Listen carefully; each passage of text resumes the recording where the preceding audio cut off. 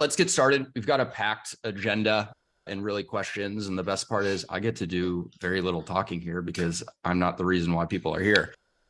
So before we get into it, what we are trying to do is give prospects and really mid to late stage prospects an understanding of what it's really like to use metadata from people who use it every day and not us trying to market and sell to them. So what better way of doing that than having two customers on? So Evan and Andrew, why don't you introduce yourselves first? We can start with Evan and then we'll take it from there. Hey, Evan Dunn. I run growth marketing at Syncari. Not Syncari, but I don't really care either way. We are data unification for customer-facing systems in your go-to-market teams, and been here for just about 8 months. Prior to that, Airwallex, a fintech. Prior to that, Convoy. That's where I met Metadata and fell in love forever, never to be separated again. And prior to that was at an AI startup. Prior to that, linguistics. So a little bit of a weird path, but yeah, I love B2B marketing, demand gen. I love long sales cycles and high touch points. Said no one ever. Yeah. Lots of opportunity for marketing to play a part. Yep. That's what gets me excited. Getting creative. Amazing. And yeah. We love that. Andrew, why don't you introduce yourself as well? Yeah. Hi, everyone. My name is Andrew. I lead paid media for Webex events, not to be confused with Webex, the meetings program. We started using metadata over a year ago.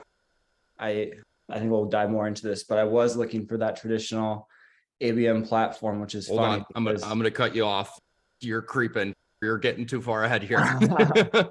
Yeah, just for context into like what we use it for, like LinkedIn primarily, Facebook as well. But yeah, we've really enjoyed using the platform. It would be a very sad day if we had to go back to natively using the platforms. And I have shout out to Crystal who works on our team. Like we are in metadata all the time. So happy to get very technical today if need be.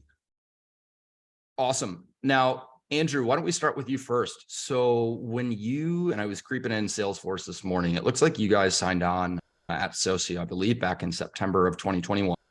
I know you're a marketer and it's probably hard to remember what you did yesterday, but as far as your evaluation process, like why were you looking at metadata? What was the problem that you were trying to solve?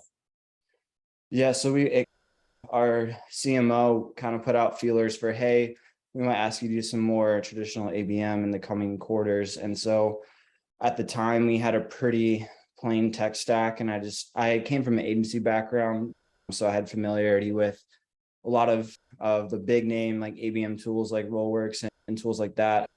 So I started off with a small list. I actually didn't know about metadata until I went to G2 and saw you guys on one of the quadrants. But so it started off very traditional.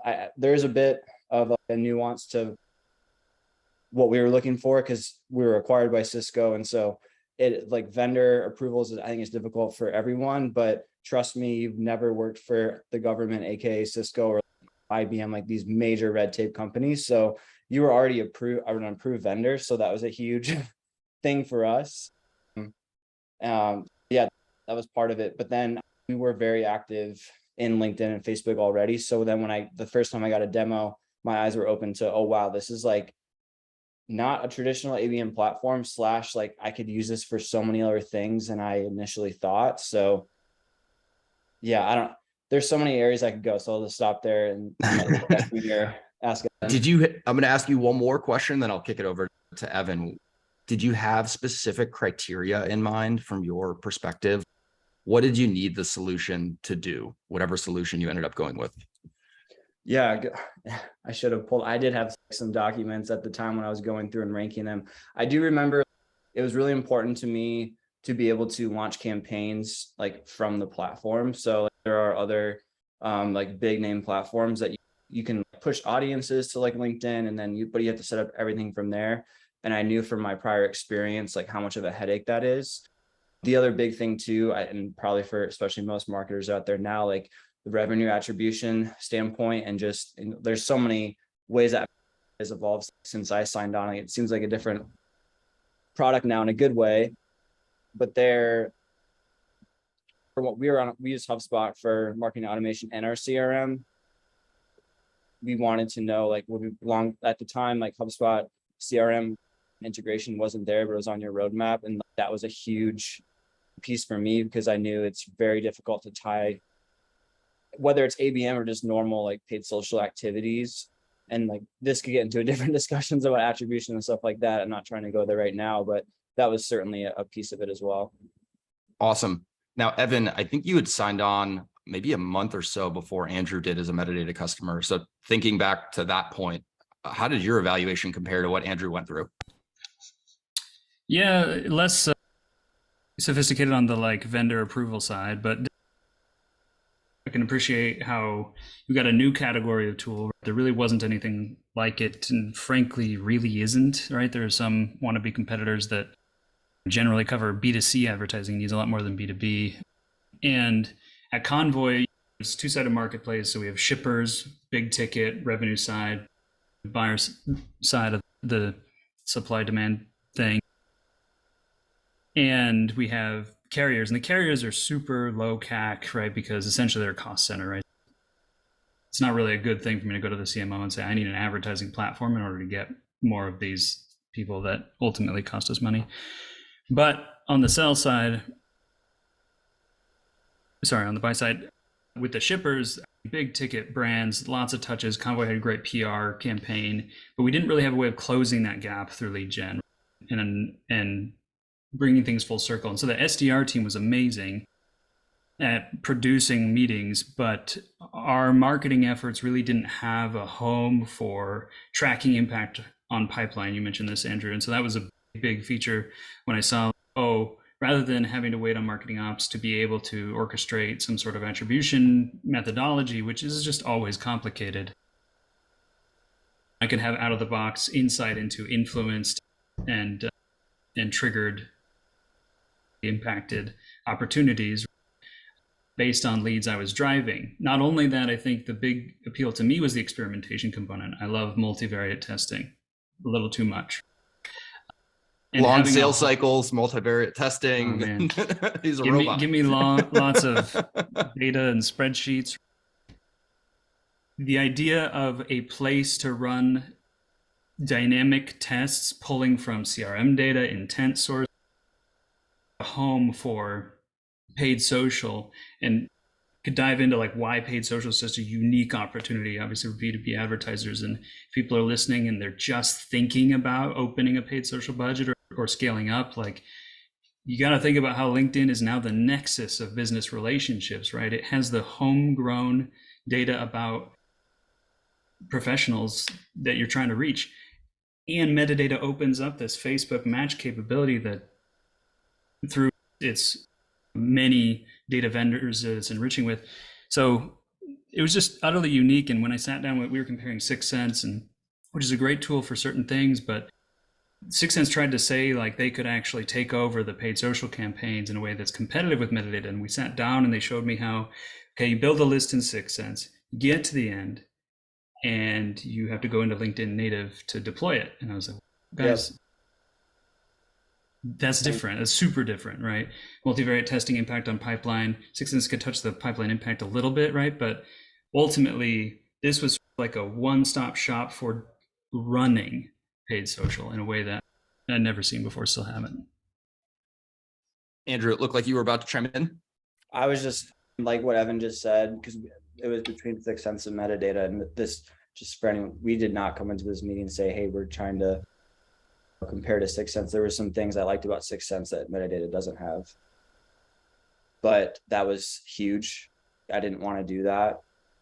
And I think too, I didn't realize, like, from an operational standpoint, like literally like in the last, like it's been over a year now, we have saved like so many hours with just the ops side and like building stuff out, but like the testing too. Like I think we use metadata differently than even like some of the other quote unquote like power users, because we just have like kind of some specific campaigns and goals. Like it's different for everyone, but we've there's so many, and to Evan's point about the audiences, like that was one thing I forgot too. Like we were about to purchase G2 intent data at the time. So that was another huge reason. I have very different opinions on that now after having tested that and run that. But I think the audience capabilities and like previewing the audiences was a huge thing. We've evolved our audience targeting so much, really by just looking into our CRM, but being able to build audiences in metadata has like really helped us expedite that process, which for any B2B marketer, like audiences is like the thing you can control, like depending on whether how much you're in that the creative actual like process. So yeah, that was just huge and resonated. Love that. Now, I know we are in, I'm not going to say unprecedented times because I hate when people say that. We're in a different situation right now in the outside world with the economy on fire right now. And I think B2B marketers who are trying to make a case for metadata right now are under potentially much more scrutiny than you all may have been when you bought metadata. So, how did you make your case internally? And maybe what advice would you give anyone who's trying to make that case internally for metadata right now? Maybe we'll start with you, Andrew. Yeah. I mean, we went through this fairly recently.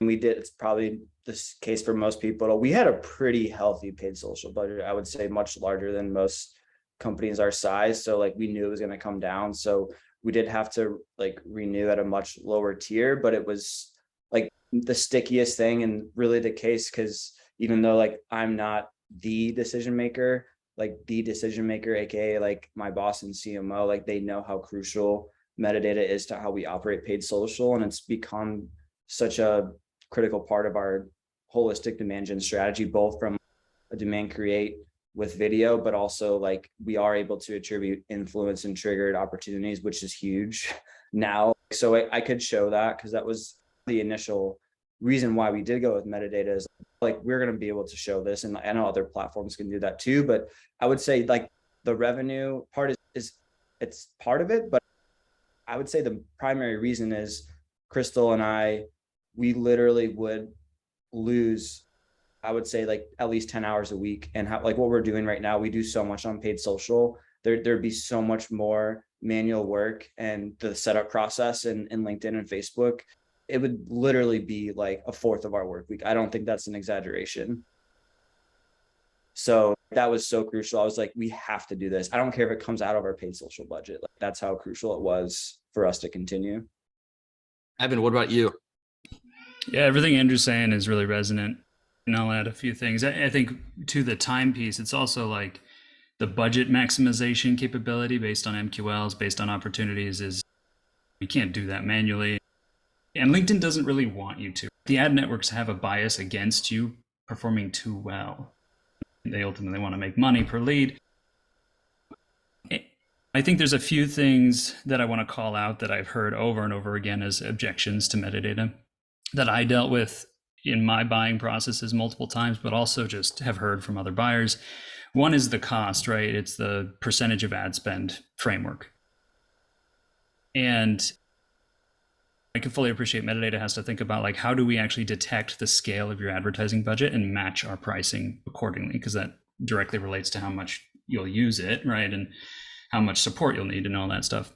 Now, I think what people need to remember is if it really can deliver a more efficient cost per lead and even more efficient cost per opportunity, or even capabilities to determine which things are driving opportunities, that pays for itself pretty easily. In fact, when we deployed at Convoy, our CPL on LinkedIn, because of the unique campaign architecture that metadata deploys, where it's essentially one audience per one creative per campaign, which isn't how you typically build campaigns natively, our cost per lead dropped 30%, just like that. I'm sure that's just gaming LinkedIn's marketplace and whatever, but no one from LinkedIn's going to listen to this. So the other, then expand. Make sure. Yeah. Right. Expanding to Facebook dropped it like 50%. And then over time, as we're making trade-offs in the platform and really figuring out which creatives and case studies for us at Convoy, then I started pulling screenshots of charts, and those ran really well. And we were getting down below $100 cost per lead for both. And things have changed a lot since then. It's been a couple of years. I think LinkedIn generally is more expensive per lead than it used to be, right? Because more people are advertising on it. But I have no other tool for figuring out how to navigate that market dynamics and saturation problem. And the other, Mark, just really quick, I want to call it as a complexity aspect. It is actually super simple to deploy. It didn't take much of a lift from marketing ops. And if you do something really simple with Marketo program, where a smart list detects the name of the lead gen for, and so we use demo GC for a gift card based campaign and demo only for when there's no gift card. And it gets picked up by Marketo, it gets into our systems, no problem. So you just set a simple architecture that you follow, and it's a really low lift to get going.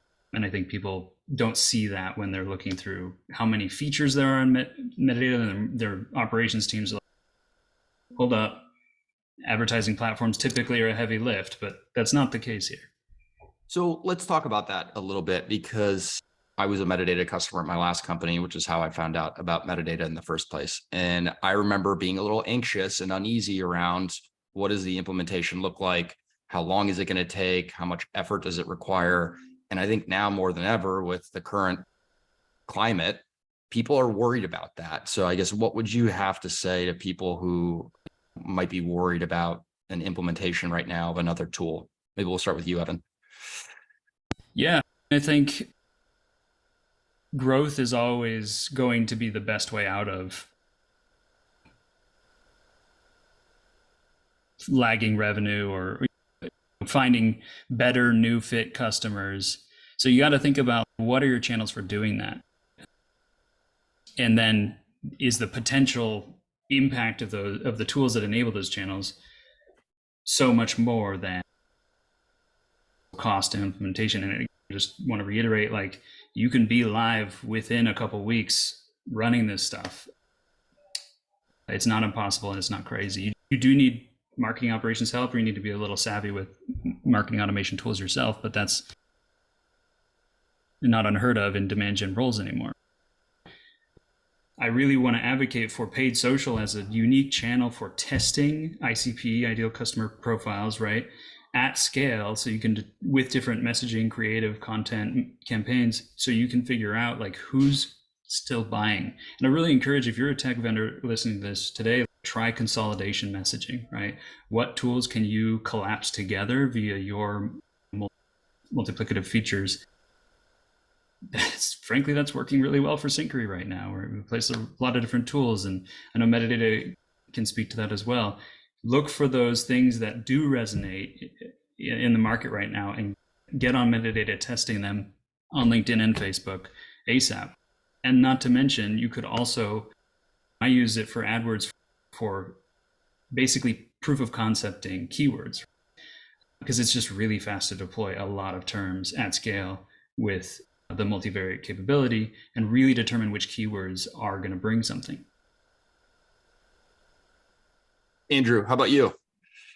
Yeah, before I answer, people are getting on 2 for 1, because Evan was just like giving free good advice about, I love what you said. I'm going to butcher like verbatim, but basically using paid social to test like who's actually resonating like in your ICP, or like figuring out the evolving ICP. Super quick, Mark, and I'll answer your question. Oh, no. This is for you guys. Like I'm just trying to moderate. You guys are way smarter than me anyway, so keep going. That's not true, but appreciate that. But that is like one of the things that I think it's been my overall, like, just coming from agency background, you're so like about like immediate results and like just lead CPL, et cetera. And I think like being in-house for almost 2 years now, like that's changed significantly. But what you were saying about like testing, like different, whether it's different creative, different offers, whatever it is, like that's been the one thing that we've done. Like I guess you could certainly do this without metadata, but like the audience building and capabilities and metadata have really helped us. We used to just have like this huge ICP audience that was, I don't know, 200,000+ on LinkedIn. And now we have 4 like hyper segmented ICPs. And especially as like our budget keeps getting cut, like we're able to shift different offers, different creatives by those different hyper segmented ICPs. And it also works as like a feedback loop for our content team with, hey, like this is resonating. And like we're an event management software product. So like I talk to our event marketers about what is like top of mind for them. And like we're able to then put that into what we're doing. And so it's just like a great feedback loop. And that's more like general, like LinkedIn strategy. I'm just passionate about doing that. So since Evan mentioned that, so remind me of your question though, because of course that was money. I didn't want to interrupt, but I guess what did your onboarding process look like? Were you nervous about how long it was going to take to get live? I think marketers more than ever are worried about that right now, and rightfully. So like short answer, no, but it depends on your background. If you have an agency background or you have experience like using so many different tools, like metadata is certainly on the easier end. The G2, like ease of use things, like those, like we use that a lot for our own marketing. Like it's a real thing. And I think like how we position you have to be careful. You don't want to say, like, oh, it's super easy, which means like there's like the features aren't powerful, you can't do much. It's actually the opposite. And I think that's HubSpot does a great job, by the way, if you go like to their homepage about speaking to, it's super easy to use, but it's also really powerful. And that's how I'd summarize our own software. That's how I'd summarize metadata. If you're building campaigns in LinkedIn or Facebook, you can use metadata. Like it's so much easier there. Evan pointed out like the ops part of it. Like I don't have a super strong ops background. We have an ops manager, but I remember when we first onboarded, I think she was on a 15-minute call and we mapped the stuff to HubSpot. It was super easy. Being able to map, like we use lead gen forms for a lot of remarketing and stuff, like way easier than Zapier. The Zaps don't break because it's in metadata. So I would say like extremely easy. I'm dead serious. For anyone on this and wants to get a quick tutorial or something, I'm happy to do that. But I honestly, I can't think of something that was super like difficult or frustrating. Like for us, like we were really wanting like the CRM automation, and that took, I don't remember how long. It was quite a while without that. So once we had that, we did shift some of the things in the way we were optimizing, but super easy to do. Yeah, I would say it's been increasingly easier as well, especially one of the unique things is, I mean, you can do this in LinkedIn as well, but if your campaign groups, like in metadata, like the budget groups, makes it really easy to optimize. If you're segmenting out like prospecting versus marketing, whatever it is in LinkedIn or Facebook, we use that all the time. And it just, again, another thing that makes our daily tasks a lot faster. So I probably should have done this at the start, but it's the first time that we're doing it. So I'm going to cut myself some slack. Andrew, walk me through very quickly what your tech stack looks like right now, just so people can have a general understanding of it. Yeah, so we use HubSpot for CRM and marketing automation. I'm trying to, like, from the ad perspective, like there's not just like the big pieces that people would need to be aware of. Yeah, there's that. Like we don't have a CRO tool. We just use Google Optimize, like free thing to run different tests. There's really nothing else worth mentioning outside of that, like metadata and HubSpot. Evan, what about you? Yeah, we're Marketo, Salesforce. We have G2, Intent, and a few different intent tools that I won't name because we're not huge fans. But we're not bashing here. And I know that you guys get that, but that's not the point of this. Yeah, exactly. Yeah, it's really, for me, it's about making sure everything pipes through Marketo to Salesforce. Yeah. Awesome. Now, this is where we can probably nerd out the most. Maybe we'll start with you first, Evan. So using metadata, and we're going to talk about the good, maybe the not so good, and maybe the ugly, because we want to give people an accurate view of metadata. Like, what's your favorite part of using metadata right now? Yeah, that's a great question. I've always loved the pipeline impact reporting, opportunity reporting. And then I think it was just a few months back, I realized, or my CS manager with you guys pointed out that I can look, when I'm in the reports home screen, I can look through each account list at impressions and clicks by account, which is, I think I wish those would merge up or aggregate into a single thing I could export and have click level influence, which would be crazy. But the Yeah, the reporting like is a leapfrogging capability for attribution, right? It doesn't mean you get attribution for all your channels, but for the when Andrew and I are talking about, like, we love testing here, right, on paid social, because you get to pick the people, right, rather than just like a keyword or something like that, which has its own place. Being able to see how different groups and campaigns and messages progress through pipeline is, you just can't not have that. And I know a lot of B2B marketers have zero attribution beyond top of the funnel and hoping that the lead sources and UTMs come through all the way down to the revenue pieces. And they often don't, because there's so many complexities. Just to give a quick example of why I love this so much is, if you want to capture attribution in Marketo and Salesforce, you have to create as many open fields as there are touches, unless you get a separate attribution tool.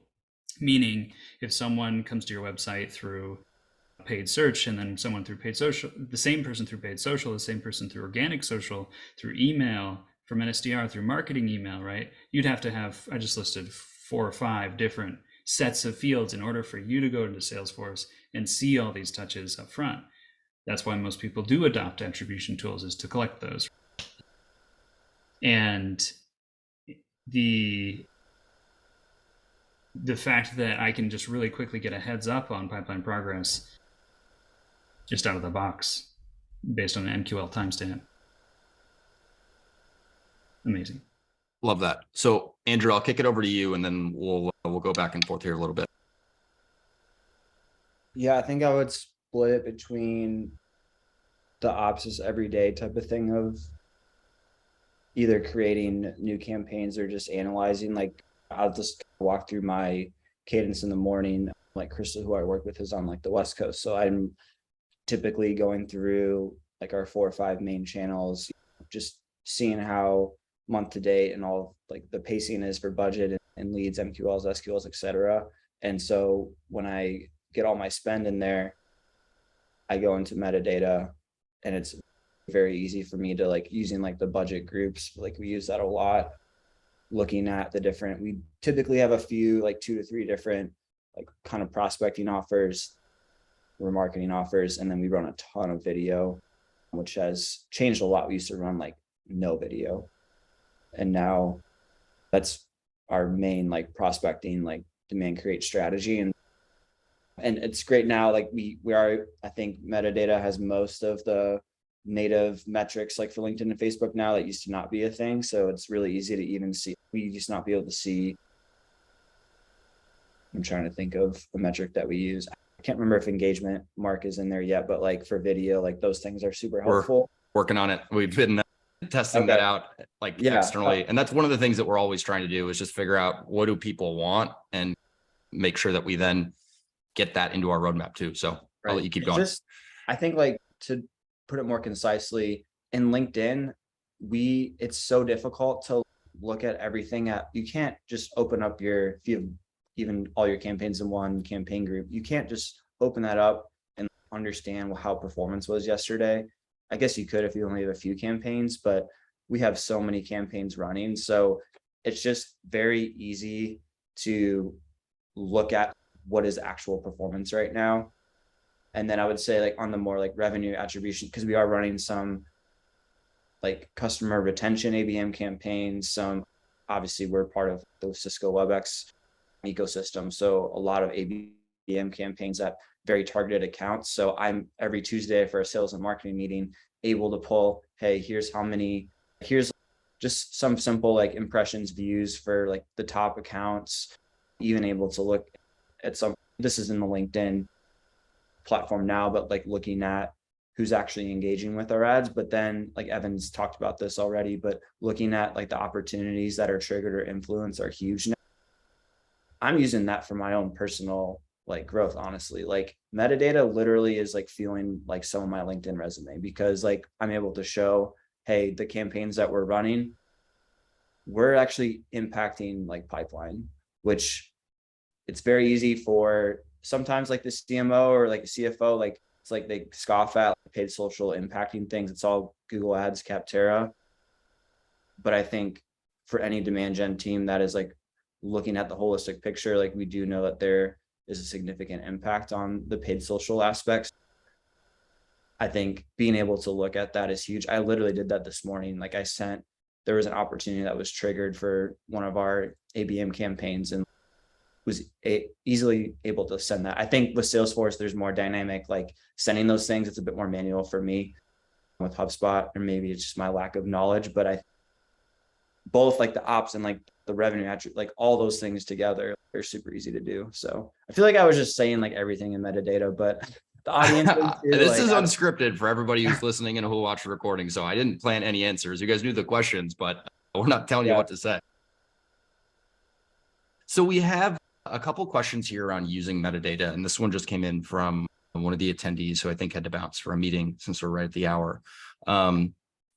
You all know this because you're users, but the way in which we structure campaigns in metadata is different than how the ad channels themselves typically recommend that you structure your campaigns. So the question is, knowing that, do you feel like it's difficult to leave metadata now because of how you've been structuring your campaigns?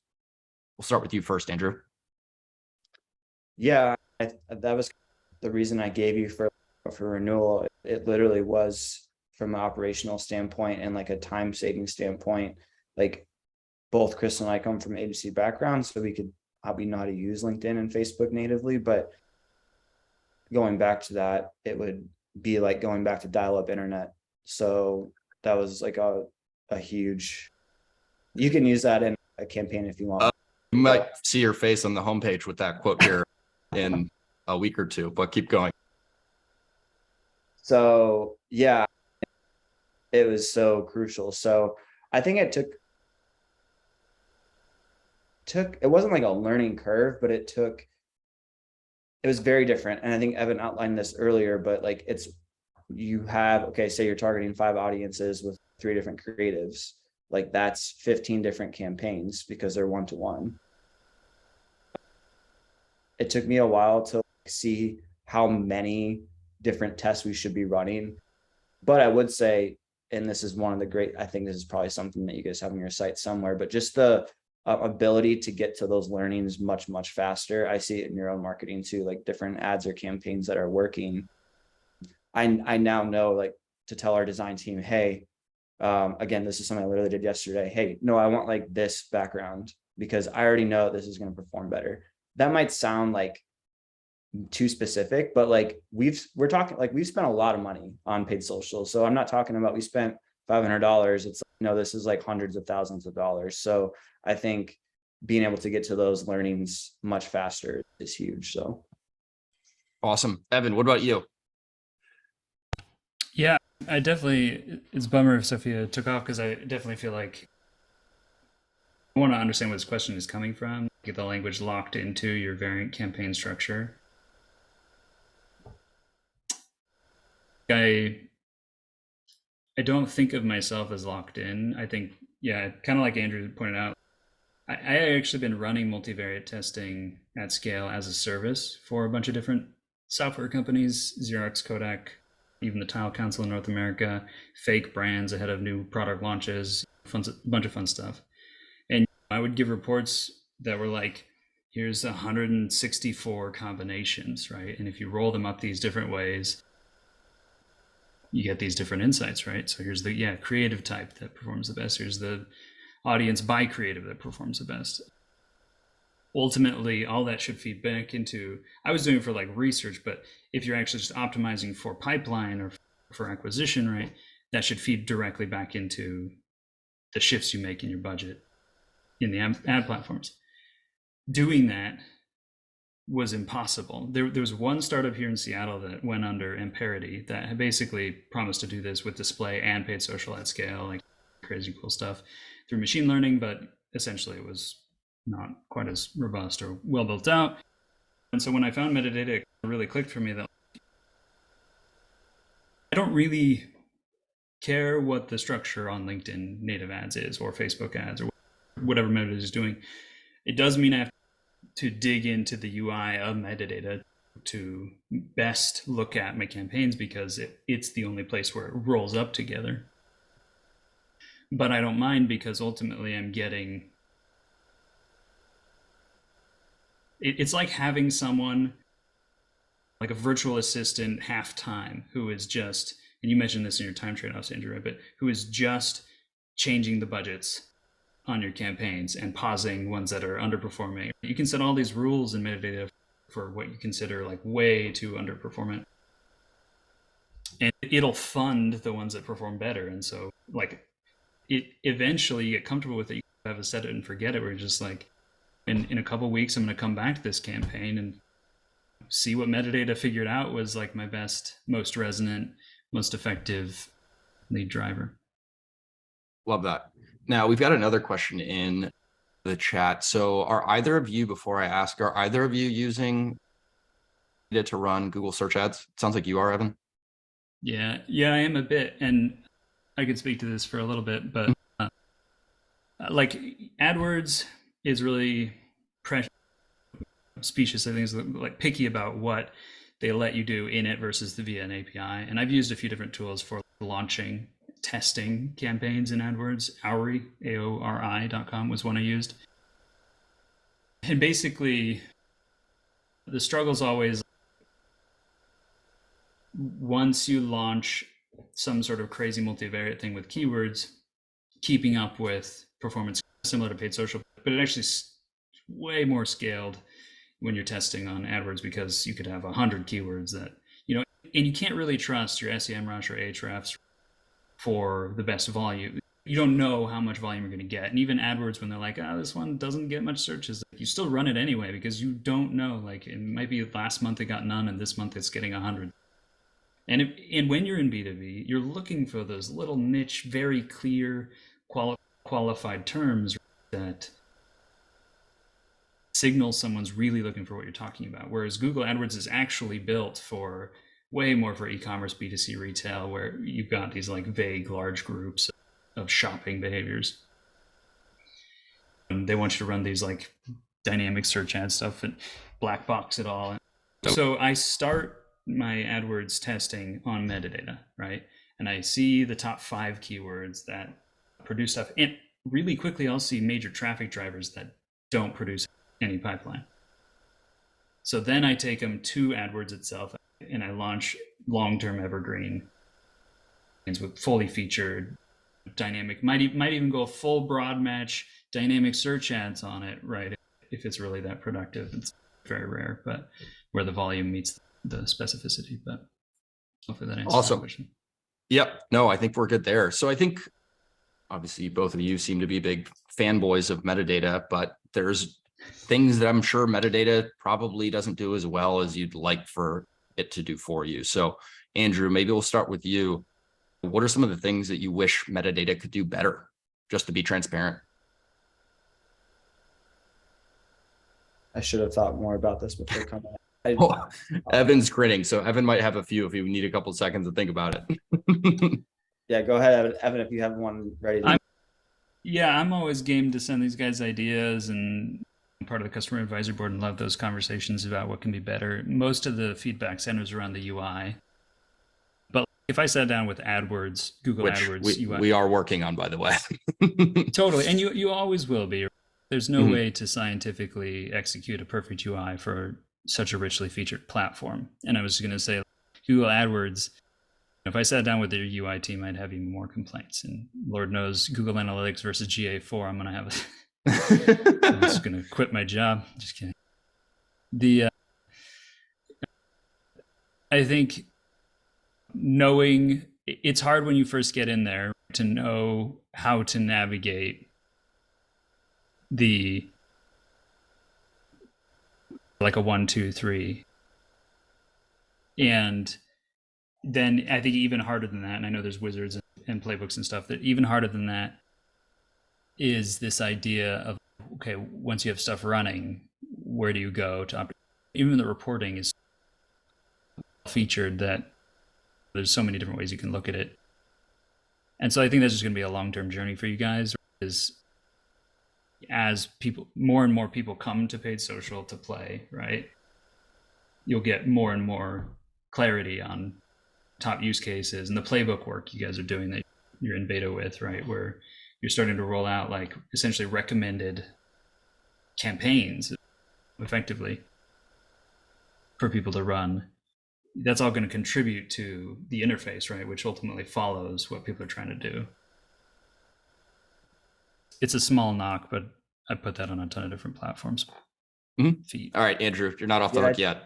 No, I did think of a couple things, and I already talked about this a bit, but having more of the native metrics from LinkedIn and Facebook, like I think because, and this is, if you're running a lot of video, you'll agree with me. If you're not running video, like this doesn't really matter because you have all the things you need for lead gen and things like that. But because we're optimizing really towards like a very specific, I'll give a specific example to help explain. For one of our ABM campaigns right now, like the total addressable market for the job titles we've selected for these accounts is like 27,000 people. And we're really trying to see like how many are we penetrating and who's actually interacting with that. I was talking a little bit about this earlier with setting these stats to our sales team. Like I have to go, I don't expect like metadata to get all the stuff that LinkedIn has. And LinkedIn really has been upping its game, I would say, a ton. For sure. And I was early to test like the document ads. So I was talking to like their product manager about that and talking to her. I'm like, oh, there's more people over at LinkedIn that get it, I think, than we were realizing, or they hired some people that get it, quote unquote. But anyways, I think it's hard for us to, it's much more difficult for, and this is more like a mindset shift and like how, and I would say it's similar to how you guys do marketing, Mark.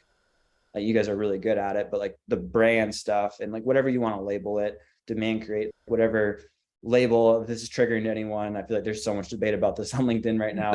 That might be a separate webinar, but keep going. Yeah. Yeah.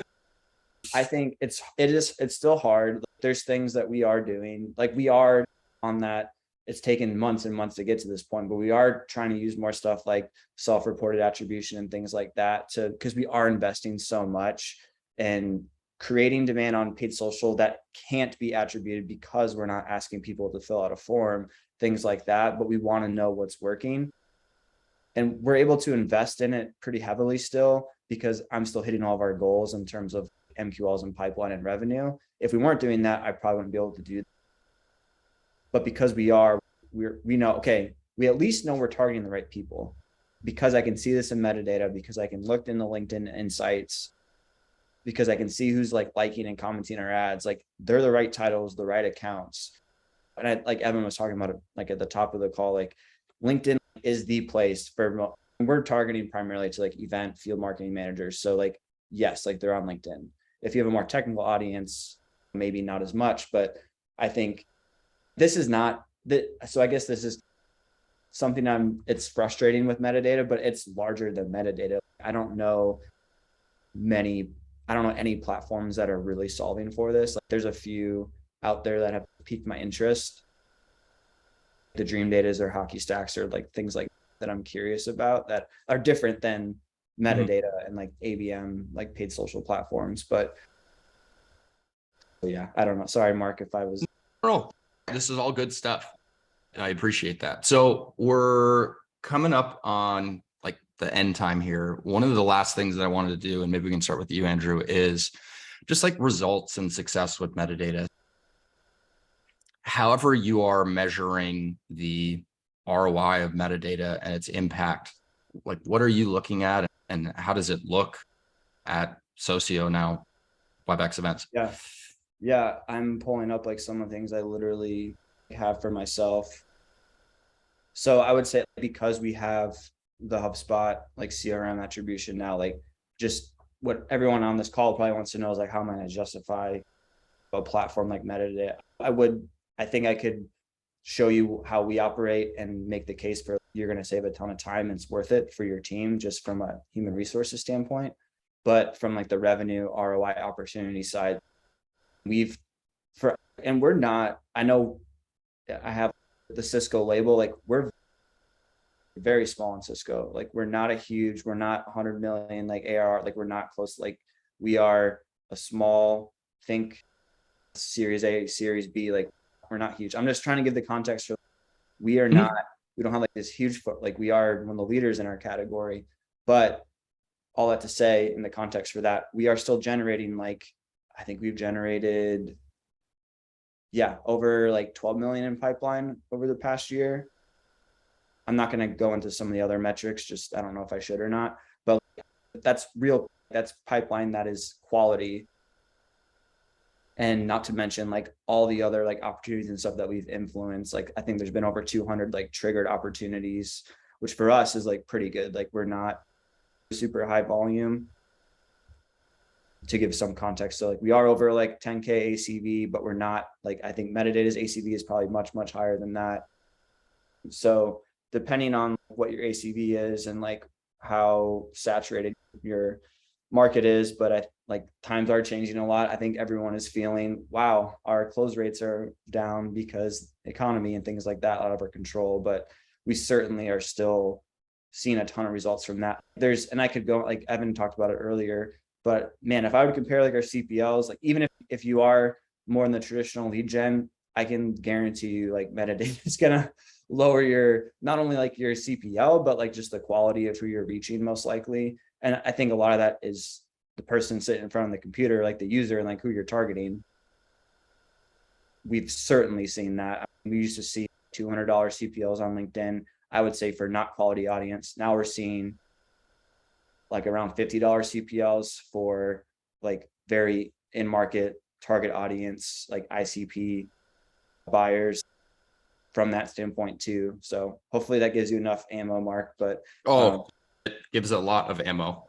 Might even have to do a case study, but I'll talk with you later. Evan, what about you? What does it look like over at Syncari, which today I learned is how you pronounce it correctly. We can stay friends, Mark. Yeah, I think I want to give two frameworks because Andrew, I think it's important that you called out like traditional lead gen roles, right? Like those still exist despite what everyone wants LinkedIn's feed to say. And I think if you're on the hook for driving leads, like that was me more at Convoy than here at Syncari. So I just want to say you'll find the trade-off. You'll find the budget to pay for Syncari and what it saves you. So I do think, yeah, high ACV is a huge marker of a good fit. And high not meaning crazy high, like even 5K plus put you in a really reasonable realm. Even lower than that, but I think you'd have a harder time. Like Airbox, we had a harder time with Metadata because we were like a margin-based tiny ACV. So then the cost per had to be near zero. And then at Syncari, my role is much more like positioning related, demand gen, finding, really taking go-to-market fit, product market fit, and putting it, like proving it, right, via paid social. So it's a very different mindset, right? Like I care about the intelligence I get back from campaigns as much as I do about the pipeline generated. Sometimes more because I can take it to sales and I can take it to SDR and I can take it to product and I can say, look, this is really resonating. Like when we talk NetSuite Salesforce integrations, greater than sign, whatever else. And that's the reason I love having the time savings, is because then it's not like I'm sinking half my job into just setting up stuff that might yield some insights. I'm setting up, if Metadata looks at, they always make fun of me. If they look at my activity in the platform, it's like nothing for a week. And then boom, I just set up like 8 campaigns and all of a sudden tons of things are running. They're like, Evan, you're not running much. I'm like, oh, tomorrow I'm setting up like 100 things. So don't worry about it. It's very responsive. Like it enables this exploration, this innovation and experimentation capability that like I just couldn't pull off in LinkedIn native. Not to mention I wouldn't be able to run on Facebook and also see my ICP respond there.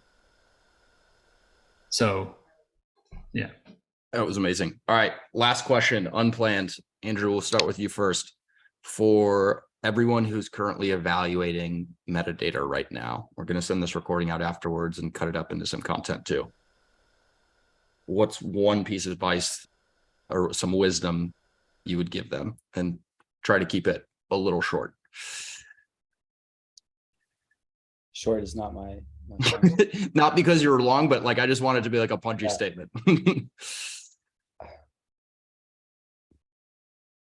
I think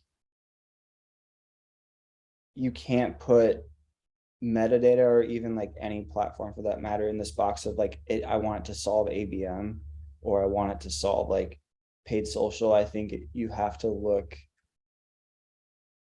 at it from more strategic, like overall, what do we actually need like for our tech, like our MarTech stack that's going to impact 2023? Because everyone out there has a reduced MarTech budget, needs to get very efficient.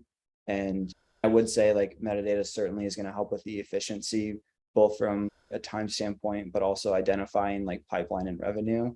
So there's other tools that can do that too. So I would just say you have to know like your people too, like who's using it. And Crystal and I do have a very like ad, like paid media background. So I think that's why it's been so successful. If you do a more generalist or someone more green, like I think metadata can still be successful because it is very easy to use. But I would say like the ease of use, but also how much the platform, whether it's metadata or something else, is actually going to impact like your overall marketing strategy for 23 is like the question to answer. So I don't know. I just made that up. Maybe that's terrible. No. Evan, what about you? Yeah, I think I would encourage anyone with a revenue driving via paid media mandate to heavily evaluate metadata and particularly look at what are you spending on AdWords that's not working? What are you spending on display that you're not sure if it's working? And then if you're spending it all on paid social, how sure are you that 100% of that budget is optimized, right? So if you have anywhere of a 20K plus advertising budget, you probably got some mix like that, right? And maybe even look at your syndication vendors and your promotions on different publishers and review platforms and just really consider, can I demonstrate in front of a boardroom that I have driven X in pipeline or Y in revenue via each of these spends? And then ask yourself, like, am I really opposed to trying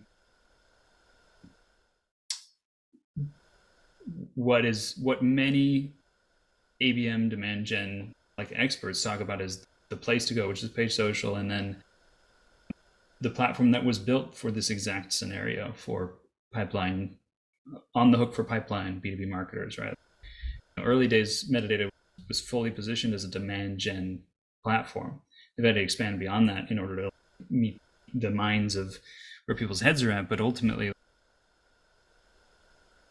if you're in pipeline exploration mode and you're not sure and you're a bit nervous about targets, like I can't recommend a better tech partner.